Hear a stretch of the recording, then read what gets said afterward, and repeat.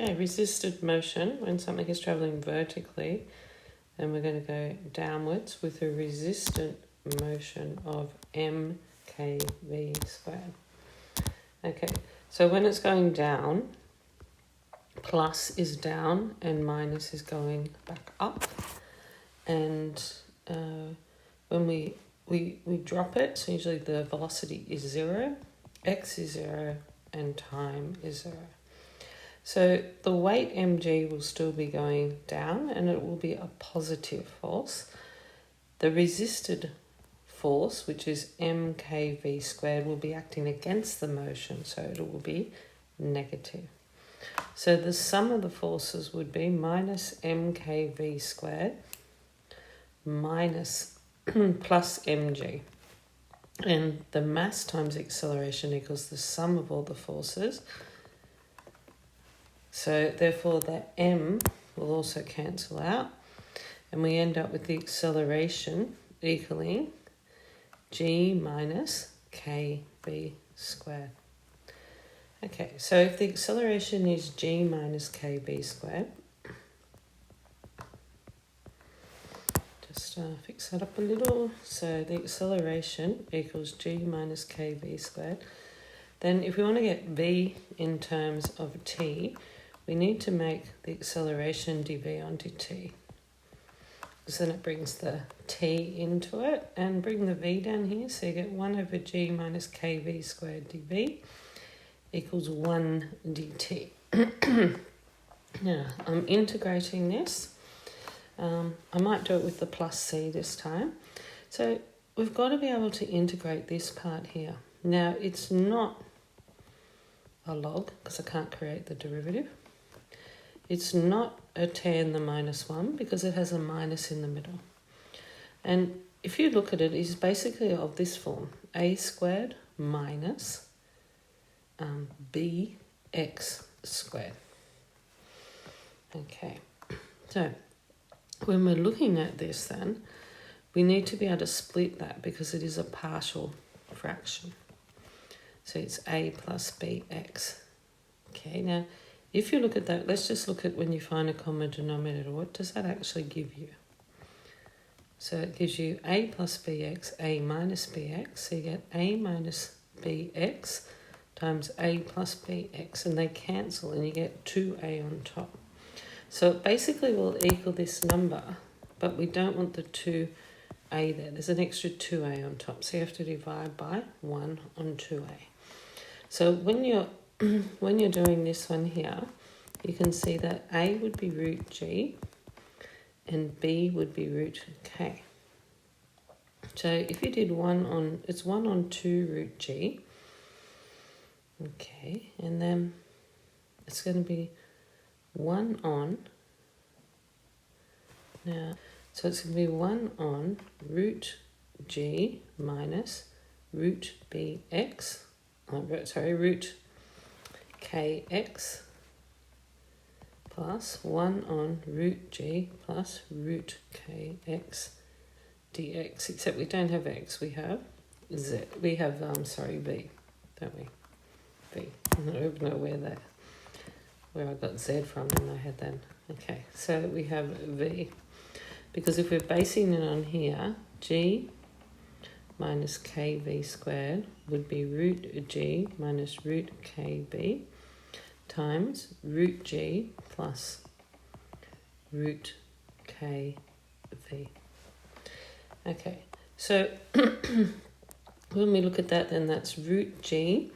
Now, the first one there, that is a log. So it's log of root g minus root kv. But you've got to be really careful here because the derivative of this will be minus root k. So you need to put a minus there, but you also need to divide by root k. Divide by root k, not times it. So let's divide by it, by root k. So it's a minus 1 over 2 root kg ln root g minus root kv. Plus, now the same thing's going to happen here. We'll put an extra thing there and make that dv. So the derivative is root k. So really you should divide by root k. But you also have the root kg from further out from the other one. So that should be root k, and we've got to divide by it. So I am just going to rewrite this and do it properly. So let's have a look. So we have plus 1 on 2 root g, and then that was 1 on root g plus root k v dv. So in there, the derivative of this is root k, so put the root k there, and then that would be root k. So it's 1 on 2 root kg ln root g plus root k v. All right, so then that will now simplify to 1 on 2 root kg. And I'm going to make this one first and this one second because it's 1 minus 2. So it's going to be ln root g plus root kb over root g minus root kb. Okay, now that is going to equal the other side. Now what was on the other side? This has come a long way now. On the other side, it was 1 with a t. So when you integrate that, it'll just be t and plus c. So let's just put in when time equals 0, v will equal 0, because initially time equals 0, v equals 0, and it's dropped. So it's 1 on 2 root kg ln root g on root g equals t plus 0 plus c. That'll be ln 1. Now ln 1 is just 0. So that means c just equals 0. So it's 1 on 2 root kg ln root g plus root kv over root g minus root kv equals the time. So in order to rearrange that to make v the subject, that's what we're going to do now, because we're going to get v in terms of t. We move that up to there. So that means you've got ln root g plus root kv on root g minus root kv equals 2 root kg t. So that means we have root g plus root kv on root g minus root kv equals e to the 2 root kg t.